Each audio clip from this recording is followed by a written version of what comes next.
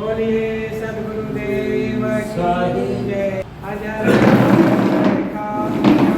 अनंत चेतन निज अनुभव से जान जात जो शांति तेज गण निर्विकार निर्द्वंद सदा सर्वोपरि सोए तेहि हित दिव्य रहन उद्बोधक जोई विघ्न हरण मंगल करण तोहि नित्य ध्यावत शेष नवावत दास श्री गुरुवर के चरण चित। बोलिए सद्गुरुदेव की। सद्गुरु कबीर साहब विरचित बीजक के ज्ञान 34वां प्रकरण से आज अक्षर के माध्यम से विचार किया जाए।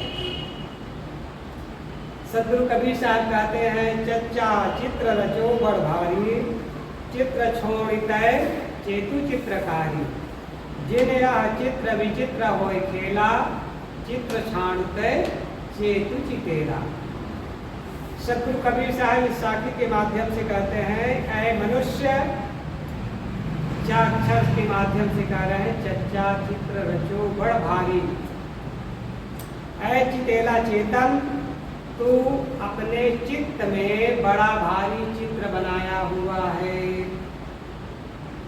बड़ा भारी भारी विचित्र विचित्र चित्र बनाया हुआ। चित्र छोड़ कर चेतु चित्रकारी, ऐ चित्रकारी चितेरा चेतन, तू चित्र बनाना छोड़ दे। जिन यह चित्र विचित्र होय केला, जिस चित्रकार ने विचित्र विचित्र चित्र बनाया है उस चितेला चेतन आत्मा को तू समझ। चित्र छोड़ता है चेतु चितेला, और चितेला चेतन आत्मा को पकड़। चित्र को छोड़कर चितेला चेतन आत्मा को ग्रहण कर। ये सद्गुरु कबीर साहब साथी के माध्यम से बता रहे हैं। आदमी चित्र बनाता है, जैसे बच्चा थोड़ा सा बड़ा होता है, 2 साल का होता है, 2 साल का होते ही उसने अपने चित्त में चित्र बनाना शुरू कर देता है। कैसे चित्र बनाता है? लोग बताते हैं, घर के दादा दादी माता पिता नाना नानी बताते हैं, ये तेरा पापा है, ये तेरी मम्मी है, ये तेरा दादा है, ये तेरी दादी है, ये नानी है, ये नाना है, ये मामा है, ये चाचा है, ये काका है, ये ताऊ है, ये तमाम रिश्ते बताते बताते बताते चित्र बनते जाता है। फिर और बढ़ता है तो तमाम दुनिया की चीज़ों को भी चित्र बनाता है। फिर देखने सुनने खाने भोगने जानने सब चित्र बनते चला जाता है। पढ़ाई लिखाई करता है, कुछ पद पा लिया तो कोई डॉक्टर हो गया तो डॉक्टर का चित्र बना लिया, कोई मास्टर हो गया तो मास्टर का चित्र बना लिया, कोई कलेक्टर हो गया तो कलेक्टर का चित्र बना लिया अपने चित्र में बनाता है। कोई थानेदार हो गया तो अपने चित्र में थानेदार का चित्र बना लेता है। वो अपने आप को मानता है रात दिन थानेदार हो। घर में थोड़े थानेदार है, घर में भी थानेदार होता है। घर में पति होता है, बेटा होता है, भाई होता है, क्या होता है? थानेदार होता है। जब चित्र बना लेता है तो घर में भी थानेदार मानता है आदमी। ये है चित्र बना करके चित्र में उलझना। कबीर साहब कहते हैं तो बड़ा भारी भारी चित्र बनाता है, विचित्र विचित्र चित्र बनाता है। ये तो हो गया खानी जाल का चित्र, जिससे खानी जाल बनता है, अर्थात दैहिक संबंध और प्राणी पदार्थों का जो संबंध होता है उससे बना हुआ जाल, जंजाल, ये खानी जाल का चित्र है। अब इससे कुछ थोड़ा समझ होती है आदमी को, खानी जाल में उलझते हैं, ये सब चित्र है, ये सब माया है, ये सब छुटने वाला है, तब उसका चित्त समझ में आता है। चित्त में समझ में आता है, इससे थोड़ा सा अलग होना चाहिए और धर्म कर्म कुछ करना चाहिए। तब फिर वाणी जाल का भी चित्र बनाता है, ये देवी है, ये देवता है, ये अमुक भगवान है तो ये अमुक भगवान है, ये 33 करोड़ देवता है, तो अमुक मंदिर में जाने से ये होगा तो वो होगा, तो वहाँ संगम में डुबकी लगाने से ये होगा, तो तीर्थों में जाने से वो होगा। फिर दुआ भभूत देव भूत प्रेत तमाम सब क्या है, चित्र ही तो है। ये सारे चित्र बना बना करके आदमी इतना उलझा हुआ है कि उसका चितेला चेतन आत्मा जो है उसी चित्रों में दब गया, दबा दबा वो पछता रहा है। जैसे कोई आदमी हो और उसके ऊपर में बहुत सा सामान कोई लाद दे, अब लाद दे तो जिंदा तो है, अब वो हटा नहीं पा रहा है, तो वही पड़े पड़े आदमी क्या करेगा, कलपता है, रोता है और पछताता है, यही करता है ना। ठीक ऐसे ही संसार के सभी आदमी, सभी मनुष्य अपने चित्त में नाना विचित्र विचित्र चित्र बनाया हुआ है। खानी जाल का चित्र बनाया हुआ है, वाणी जाल का भी चित्र बनाया हुआ है, और उन्हीं चित्रों में दबा पड़ा हुआ वो पछता रहा, दुखी है। ये चित्र कब हटे और इसके बोझ से लदा हुआ हूँ तो मैं उन्मुक्त होकर के सुख शांति का जीवन, चित्रों में दबा दबा आदमी पड़ा होता है। आदमी चित्र बनाता है और उन्हीं चित्रों में उलझता चला जाता है। क्यों? क्योंकि वो चित्र को समझता है सब कुछ है, लेकिन उन चित्र के चरित्र को नहीं समझ पाता है ना। चित्र के चरित्र को नहीं समझता है, वो चित्र में उलझा रहता है। ये राम का चित्र है, भगवान राम है, ये भगवान कृष्ण है, और ये भगवान शिव है, भगवान विष्णु है, भगवान क्या कहते हैं हनुमान है, भगवान गणेश है, देवी दुर्गा है, ये सब चित्र है। उनके चरित्र को नहीं समझता है। चित्र से ज्यादा अच्छा होता है चरित्र की पूजा करना। आदमी चित्र की पूजा करने में इतना उलझा हुआ है, इतना उलझा हुआ है कि चरित्र को भूल गया। जबकि चरित्र की पूजा होती है, चित्र की नहीं पूजा होती। चरित्र यदि महान नहीं होता तो राम की पूजा ना हो, चरित्र महान ना होता तो कृष्ण की भी पूजा नहीं होती। हालांकि वो गृहस्थी परंपरा में थे, इसलिए गृहस्थों के लिए कुछ जरूरी थी। चलो ठीक, कुछ नहीं तो कुछ अच्छा है, लेकिन चरित्र उनमें कुछ था अच्छा। शिव की चरित्र की पूजा, चित्र की पूजा लोग करते हैं, उसके चरित्र को धारण नहीं करते। शिव जी ने जहर को पी लिया, विष को पी लिया तो महादेव कहता है। भगवान राम कहा जाता है 14 वर्षों तक घनघोर जंगल में वनवास किए, कठिन तपस्या किए, एक आदर्श माता पिता के केवल आज्ञा पालन करने के लिए। कोई लड़ाई नहीं हुआ, ना झगड़ा हुआ, कुछ नहीं, आज्ञा के पालन के लिए 14 वर्षों तक कठिन तप करना, वो भी एक आदर्श है। तो चरित्र से आदमी महान होता है, इसलिए महान व्यक्ति के चित्र को पूजते हैं।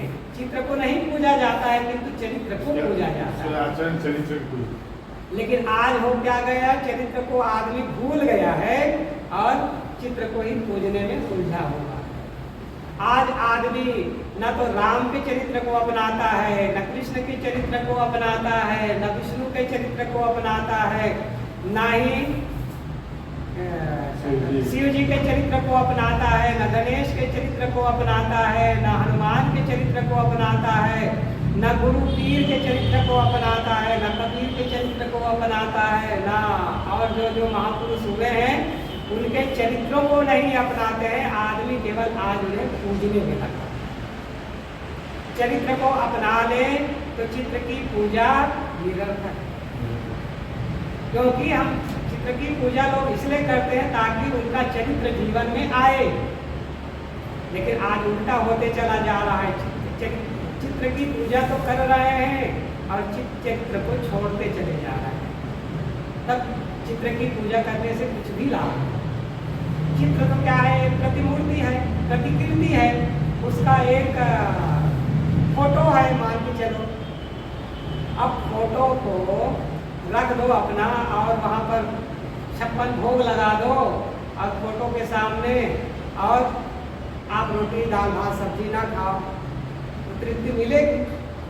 फोटो तो आपका ही है, चित्र भी तो आपका ही है ना।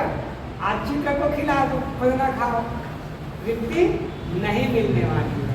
ठीक वही दशा आज संसार के लोग कर रहे हैं। मूर्ति भगवान की बना लिए हैं, उसके सामने भोग लगा रहे हैं और उनके चरित्र को मान नहीं रहे। तो ये आदमी आज उल्टा कर रहा है, चरित्र की पूजा होती है लेकिन आज चित्र की पूजा में उलझा हुआ है, ये दुर्भाग्य है। आज आदमी को चाहिए सब कुछ जीवंत चाहिए, भगवान केवल नकली चाहिए, पत्थर का चाहिए, धातु का चाहिए, सोने का चाहिए, चांदी का चाहिए और मिट्टी का चाहिए और सीमेंट का चाहिए, सरिया लोहा सीमेंट का चाहिए भगवान की मूर्ति। हाँ, यदि उनको दूध चाहिए तो फोटो और मूर्ति के गाय से काम बनने वाला है, बनेगा नहीं, चल सकता।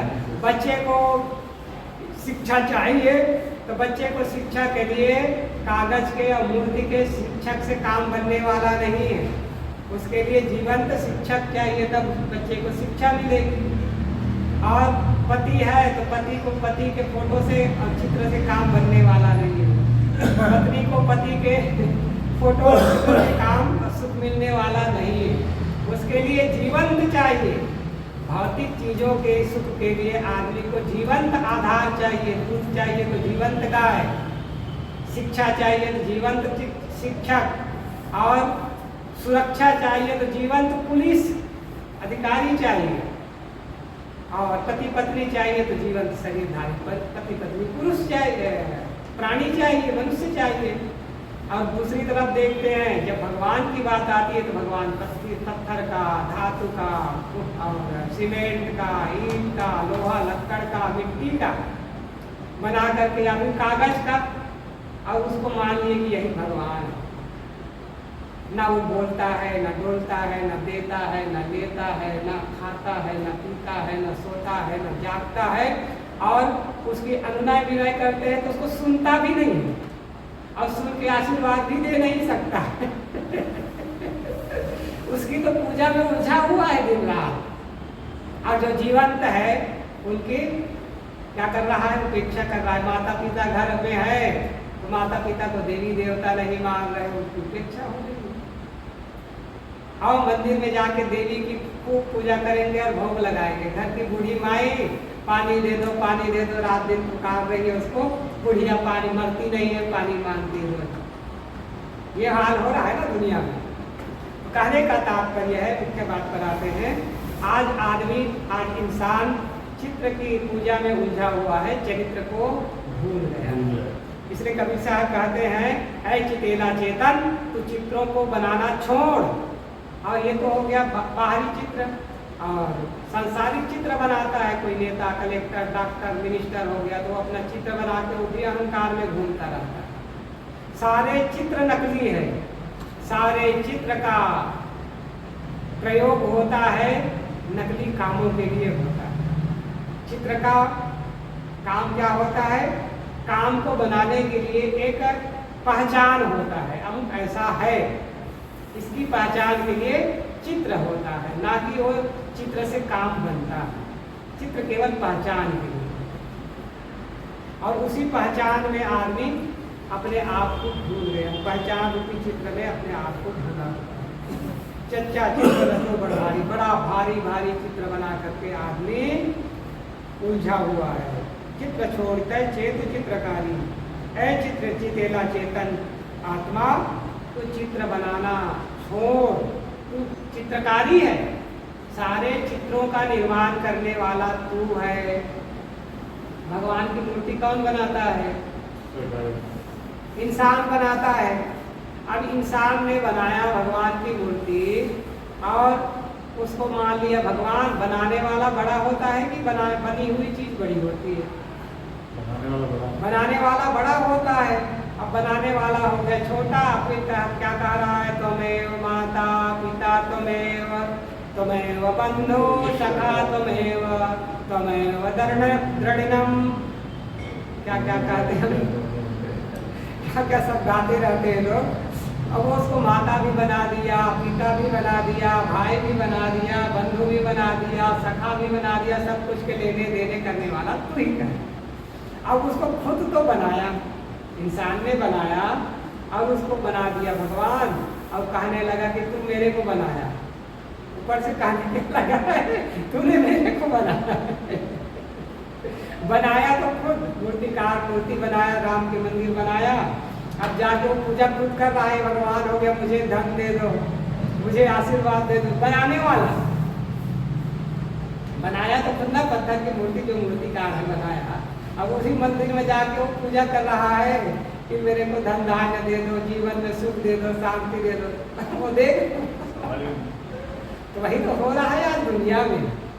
लेकिन इतनी छोटी सी बात को आदमी समझ नहीं पाता है, इसलिए सारा चित्र का बवंडर बना करके आदमी उसी में उलझा दबा हुआ है, और दब करके वो पछता रहा है, कोई मुझे निकालो, कोई मुझे बचाओ, कोई मुझे दुख से बचाओ, संसार में दुख में मैं पड़ा हूँ, ये चिल्ला रहा है। चित्रों में दबा है तभी चिल्ला रहा है, पुकार रहा है।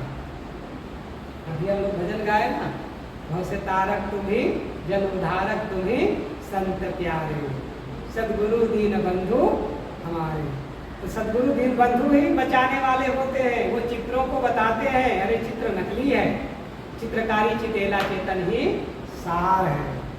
कहने का सार है कि चितेला चेतन आत्मा ने ही चित्र बनाया है। इन चित्रों को छोड़ करके चेतन आत्मा को जब ग्रहण करता है, जिन यहाँ चित्र विचित्र हो खेला, ये जिन्होंने या विचित्र विचित्र चित्र बना करके खेल रचा है, उस चितेला चेतन आत्मा को समझ, चित्र छोड़कर चेत चितेला, और चित्रों को छोड़ करके चितेला आत्मा को ग्रहण कर, वही तेरा मालिक है। वो चितेला आत्मा को समझ, वो बनाने सब कुछ करने वाला वही है, उसको बनाने वाला, चलाने वाला और उसको गति देने वाला, कर्म फल भोग देने वाला कोई दूसरा ईश्वर परमात्मा नहीं है। वही सबका मालिक है, वही स्वामी है, वही परमात्मा है, और वही अपने आप को भूल के ना चीज और किंचित कर करके दुखी भी है। बस इतनी छोटी सी बात को समझ ले तो आदमी का दुख, आदमी की दरिद्रता और आदमी की चिंता उलझन सब कुछ समाप्त हो जाएगा और आदमी परम सुखी हो जाएगा। तो आज साखी की चौपाई के माध्यम से कवि साहब इतना ही बताना चाहते हैं कि मनुष्य अपने आप को भूला हुआ है। क्यों भूला हुआ है? तमाम मन में, मन मस्तिष्क में चित्र बनाते चला जाता है। जो देखता है, सुनता है, जानता है, कल्पना करता है और लोगों से सुनता है, सबका चित्र मन मस्तिष्क में बना बना के खानी जाल का चित्र, बानी जाल का चित्र, काल्पनिक चित्र सब बना करके सब उलझा हुआ है। और इतना नहीं समझ रहा है कि चित्रों को बनाने वाला चेतन आत्मा, और चित्र को बनाने वाला बड़ा होता है और चित्र को बड़ा मानकर आदमी आज उलझा है। तो कहने का तात्पर्य है चित्र बड़ा नहीं होता है, चरित्र बड़ा होता है, और चरित्र को निर्मित करने वाला चेतन आत्मा श्रेष्ठ होता है, महान होता है। चरित्र को सुंदर बनाए और चेतन आत्मा को समझे और चित्रों को नकली समझकर छोड़ दे, तभी जीवन में सुख शांति मिलेगी। बोलिए सद्गुरुदेव की जय। इसको बंद कर दीजिए। पंडित लोग घर में रहता है, बच्चा पैदा होता